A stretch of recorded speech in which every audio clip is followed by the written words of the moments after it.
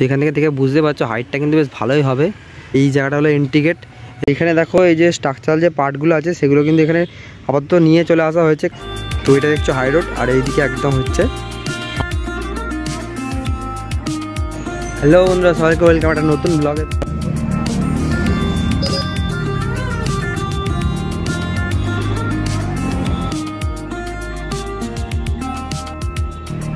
তো মাত্র দুদিন হলো আমাদের কালী পুজো হয়ে গেছে, আর এখন আমাদের শান্তিপুরে পুরোপুরি প্রস্তুতি চলছে তুঙ্গে, একদম রাস উৎসবে। তো চলো আজকে তোমাদেরকে রাস উৎসবে যে প্রস্তুতি সেটা ঘুরিয়ে দেখাবো।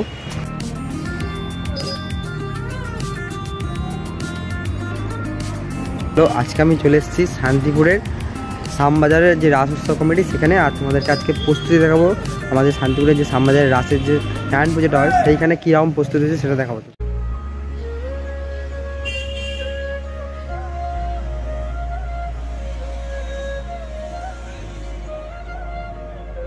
তো রাস উৎসবে শান্তিপুরের শ্যামবাজার মানে একটা নামকরা প্যান্ডেল কিছু উপহার দেবে আমাদেরকে।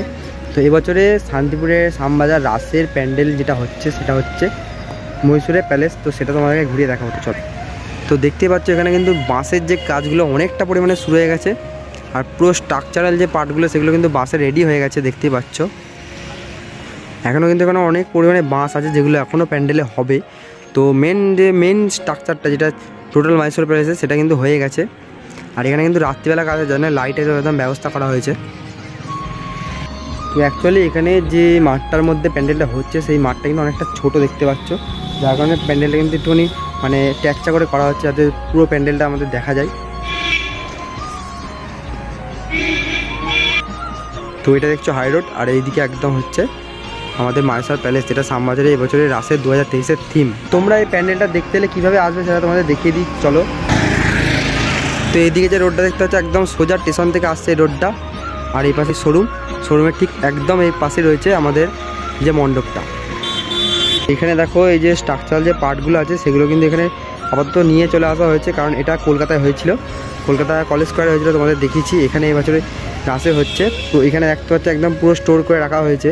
এগুলো কিন্তু এই বাসের উপরে পর্যন্ত ইনস্টল করা হবে।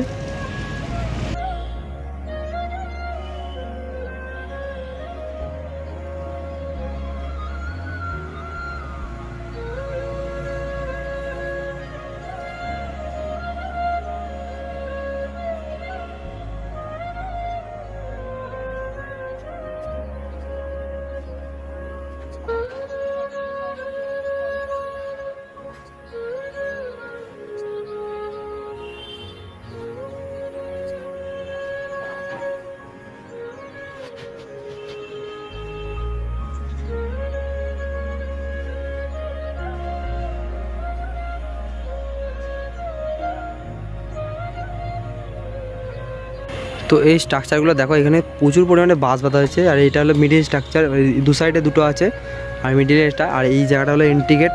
এর ভেতরে কিন্তু মণ্ডপটা তৈরি হবে যেখানে ঠাকুরটা থাকবে। তো কলেজ স্কোয়ারে যে মণ্ডপের ভেতরে যে থিমটা ছিল সেটা কিন্তু অনেকটা জায়গাটা বেশি ছিল, যার কারণে ওদের ওই জায়গাটায় মানে কী বলে স্পেসটা অনেকটা বেশি ছিল বলে পুরো গ্রাউন্ডটা অনেকটা বড় হয়েছিল। বাট আমাদের এই জায়গাতে যেটা হচ্ছে সেটা এখানে অনেকটা স্পেস কম, তার জন্য ছোটো, কিন্তু অনেকটাই ছোটো বলে এই জায়গাটা ছোটোর মধ্যে যেটুকু করা যাবে সেরকমভাবে তৈরি করা হচ্ছে।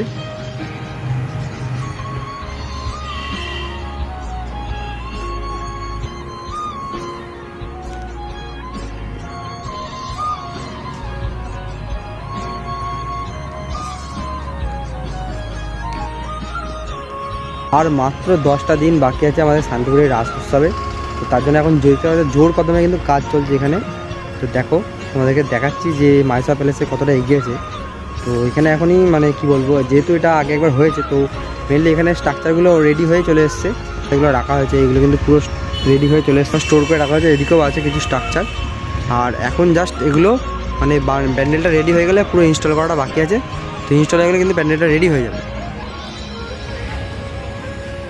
তো এখান থেকে বুঝতে পারছো হাইটটা কিন্তু বেশ ভালোই হবে, মানে এইদিকে দুটো সাইডে থাম্বার মতো হবে, আর ওইদিকে দুটো সাইডে থাম্বার মতো, আর মিডিলটা হচ্ছে প্যালেসের যে মিডিলটা সেটা হবে।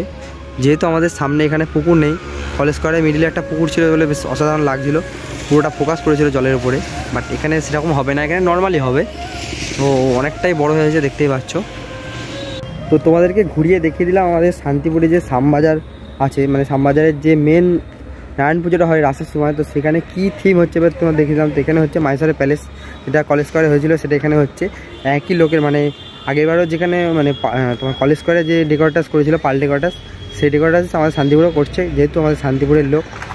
তো মণ্ডপটা এবারে তোমাদেরকে ভালোভাবে দেখাবো। আগেরবারে কলেজ স্কোয়ারে গেছিলাম সকালবেলায়, বাট এমনটা মানে এমনভাবে অবস্থায় গেছিলাম যে সূর্যটা পেছন থেকে উঠেছিল, পুরো মণ্ডপটা কালো এসেছিলো, মানে ফোকাসই নিইনি। তো এবারে তোমাদেরকে ভালো করে দেখাবো, কারণ আমার নিজের এলাকায় হচ্ছে, খুব ভালোভাবে দেখাবো। তো চলো আজকের মতো টাটা, সবাই সুস্থ থেকো, ভালো থেকো, তো বাই।